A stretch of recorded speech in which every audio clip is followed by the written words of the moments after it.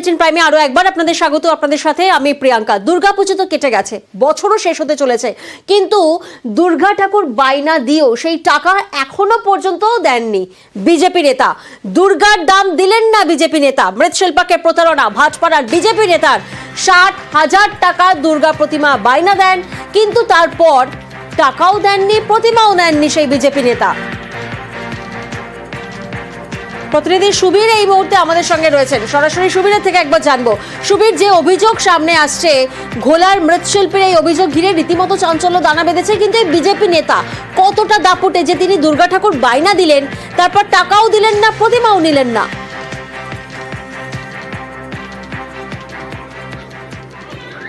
দেখো, তোমাকে জানিয়ে রাখি, এই যে বিজেপি নেতা, তার পরিচয় ভাটপাড়া পৌরসভার 10 নম্বর ওয়ার্ডে তৃণমূলের টিকিটে কিন্তু জয়লাভ করেছিলেন। তারপর 2024-এ যখন অর্জুন সিং যখন বিজেপিতে যোগদান করলেন, তখন কিন্তু অর্জুন সিং এর হাত ধরে তিনি বিজেপিতে যোগদান করেন এবং এখন কিন্তু বর্তমানে তিনি বিজেপি দল করছেন এবং বিজেপি নেতা হিসেবে পরিচিত।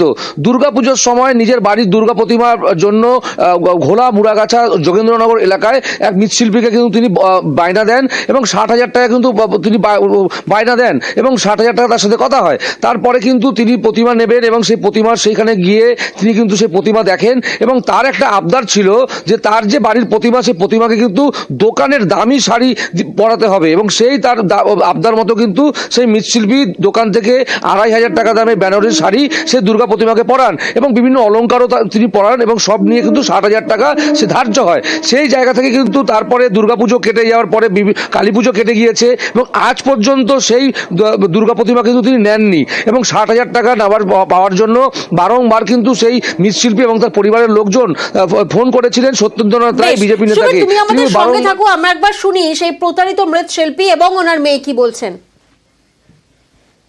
আমার সঙ্গে কন্ট্যাক্ট হয়েছে, ঠাকুরটা নেবে 1 সপ্তাহ আগে, দুর্গাপূজার 1 সপ্তাহ আগে এসে উনি 2 দিন বিজেপির কাউন্সিলর। কত টাকা দাম ঠাকুরটা? 60,000 টাকা দাম। ঠাকুর নিলেন, আমার টাকা আমার ডোনেশন দিতে হবে। উনি বলছে টাকা দিয়ে যাবো দিতে দিতে আজকে অনেক দিন হয়ে গেল, খালি ফোন করলে বলছে টাকা দিয়ে যাবো। আমি গরিব মানুষ, লেবার মিটাতে পারছি না। এসে উনি বললো ঠিক আছে, ঠাকুর তো দেখে আমার মাকে দেখে খুব ভালো লেগেছে, এবার টাকা পয়সা নিয়ে চিন্তা করতে হবে না, আমি এসে টাকা পয়সা দিয়ে মাকে প্রণাম করে টাকা পয়সা দিয়ে যাব। এবার যেটুকু আমি বারবার ফোন করছি, যেটু আসুন, কথা বলে যান, দেখা করে যান, হ্যাঁ কিছু তো অ্যাডভান্স করতে হবে, কারণ আমাদের লেবারই পেমেন্ট দিতে হবে। ঠাকুর নেয়নি, ফোন করেছি, কোনো ফোনে রিপ্লাই নেই। তারপরে একবার ফোন করেছি, বলছে আসবো, তোর টাকা ঠাকুর না নি আর না নি তোর টাকা দিয়ে যাবো, কিন্তু তারপরে আর কোনো রিপ্লাই নেই। আমরা তো গরিব মানুষ, সে তো আর গরিব মানুষ না।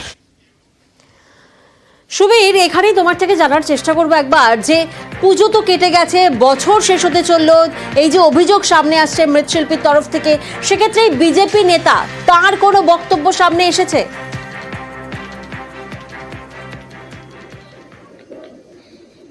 হ্যাঁ, দেখো, এই যে মৃৎশিল্পী যারা রয়েছেন তারা কিন্তু এই মৃৎশিল্পীর ওপরে কিন্তু তাদের জীবিকা নির্বাহ করেন এবং প্রায় এতগুলো টাকা, এবং সেই জায়গা থেকে কিন্তু প্রতিশ্রুতি দিয়ে গিয়েছেন, তিনি আসেননি।